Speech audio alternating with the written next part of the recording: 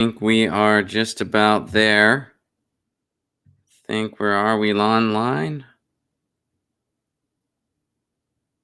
There we go. All right. Yeah, we're here. What's up, everybody?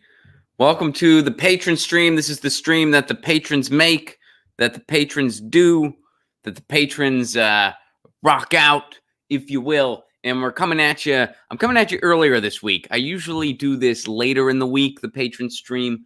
But I'm early this week, very early. It's Monday, for crying out loud. But I'm earlier this week because I have to leave town in the middle of this week. I'm going to be out of town come Wednesday, and I'll be out of town the rest of the week. Not for a bad thing, actually, for a pretty cool thing. My sister is getting married. It's exciting stuff. I'm really happy for her. My sister's getting married, and I've known my brother-in-law. He'll be my brother-in-law in at the end of this week. But my brother-in-law, I've known him for a long time because they've been dating for a long time. And he's a cool dude. So I'm really happy for both of them. And, a buddy of mine, he has a brother-in-law who's not a cool dude. And he tells me sometimes about his douchey brother-in-law. So I'm a lucky guy. My brother-in-law, really cool guy. And my sister's lucky too. And he's lucky. Everyone's lucky. But what do you say? Anyway, my sister's getting married. Really happy for her. But anyway, so we're doing the patron stream earlier. It's early this week is my roundabout way of getting to that. I hope everyone is having a happy Monday. And, if it feels better for your routine, you can watch this later in the week. Be like, you know what? The patrons only stream. I look forward to that as a way of knowing my week is ending, that the weekend is upon us. I might get a dialogue about what Lucy's up to from Ron. I watch the stream later. Ron's a little more loose. He's more chilled out. He was responding to stuff the patrons sent him. That's what he's doing. Makes me feel more relaxed, yo. You can watch it later in the week. Watch it Friday. Maybe it is Friday now when you're watching it. You're watching the replay later. It's a Friday. Happy Friday. How was the rest of your week? How'd you get through it? If some really fucked up stuff happened between Monday and Friday, don't expect me to say anything about it because I'm in the past. I'm living in the past every time I put on a record. No, actually, living in the past, really great Jethro Tull song. But anyway, today on the stream, what I want to do, some of the patrons, I do a series called Getting to Know the Patrons, where some of my patrons have reached out to me about projects that they're doing, about things they're up to, asked me if I would let folks know about it. Be like, hey, this is what I'm doing. Could you let me know your thoughts on it? Maybe highlight it. That'd be great. And I said, yeah, I'll totally do that for a patron stream because there's some patrons that are up to some really amazing things. One of those patrons who we're going to talk about today is Andrea. Andrea runs an organization called Connect the Dots USA. What does that do? She basically breaks down concepts and policies. So it's basically a civics lesson, which is very important because guess what? They don't teach civics in school anymore. They didn't even teach civics in school when I was in school. I never had a civics class. Nobody ever... that's not taught to my generation and younger. I'm pretty sure it's, unless something's changed, I don't think it's really taught much in school at all. It's just not something they do. They'll teach government, they'll teach history, they'll teach economics, they'll teach adjacent classes, but they don't actually teach, hey, this is civics, this is how policies would work if implemented, this is how this would work, this is how... They don't really teach that anymore. They kind of teach around it, if you will. But here is what Andrea's doing to kind of fill that gap. Connect the Dots for Democracy USA.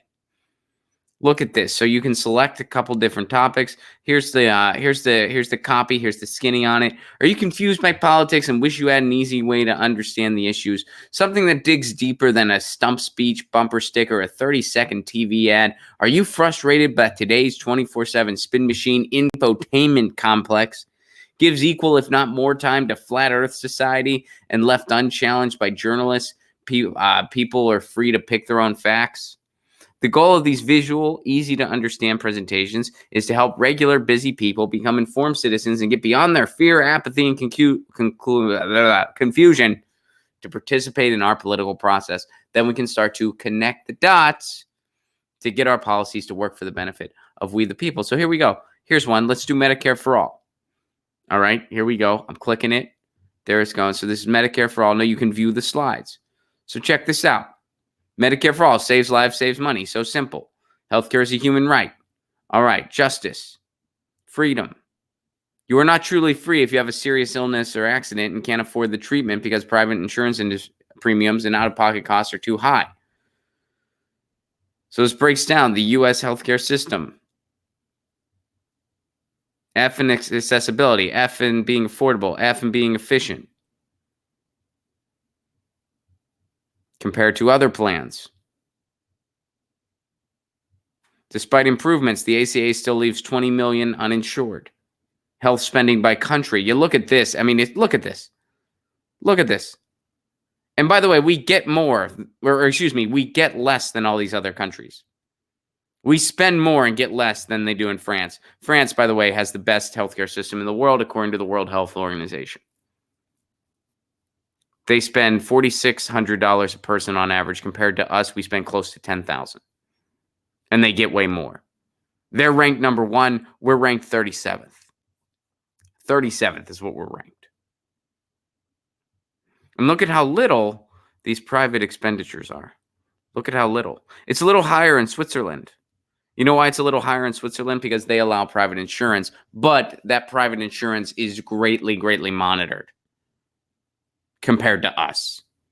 There are a lot more kind of protections for consumers in their system compared to ours. And they're the only ones that are close to us. So they're not the most efficient system, but they still have better outcomes because they have greater protections. It's not as deregulated as we are. But look at all this. Look at how little they spend in Norway, Canada. Okay, so here's a breakdown of the prices. Curing disease is bad for business. And they quote Chris Rock. How can you not love a Chris Rock quote? U.S. healthcare is no marketplace. So you see how it breaks down all these issues. And not only does it break down the issues, but it breaks down a lot of the misconceptions around these issues.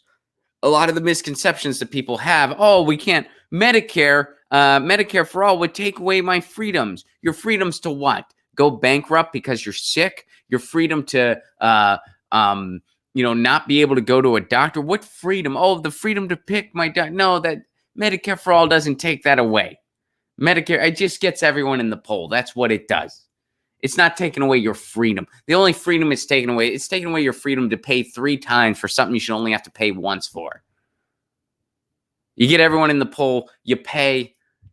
That's how healthcare is supposed to work. That's why pretty much every other industrialized country in the world does it that way, except for the United States. All right, so let's get back to this. Let's pick a different one. I'm going to look at one I've never looked at before. Let's go to jobs and wages. Oh, wait, let me bring you guys back into the fold too here. All right, I'm going to go to jobs and wages next. Jobs and wages. All right, so here, let's look at the slides here. Dude, where's my job? I like that. That's funny. Good graphics here.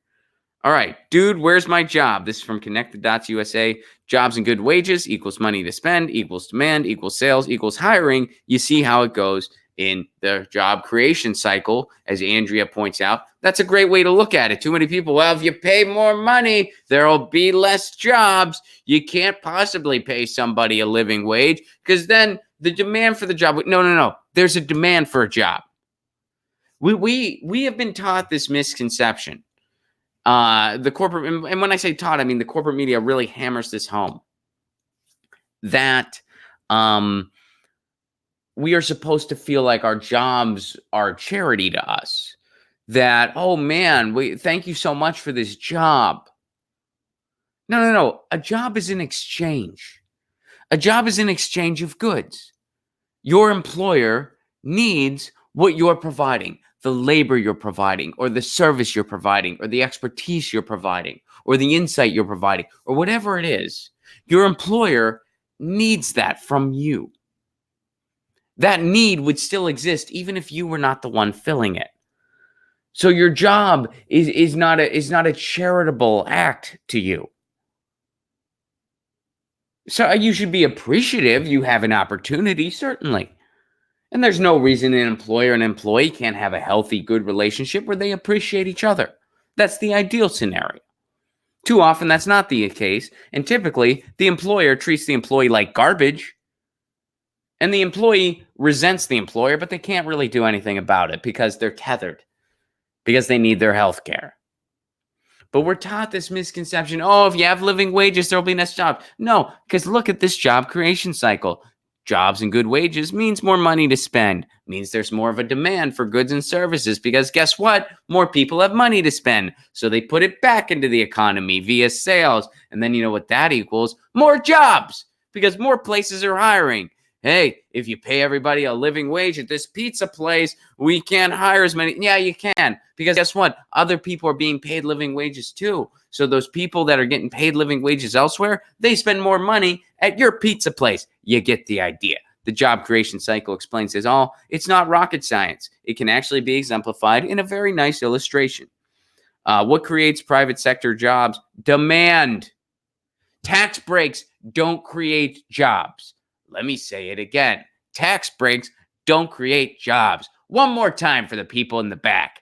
Tax breaks don't create jobs. What creates jobs?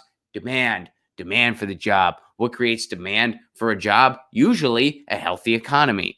In fact, why do I say usually? Always a healthy economy. Meaning people are lending, people are spending, people are borrowing, people are investing, et cetera, et cetera, et cetera. How do you do that? Well, you have living wages everywhere. Businesses aren't investing because they can already produce more than people want to buy. If you can't sell what an extra worker would produce, then there's no economic reason to hire that extra worker. That's from Robert Frank, the economist at Cornell University.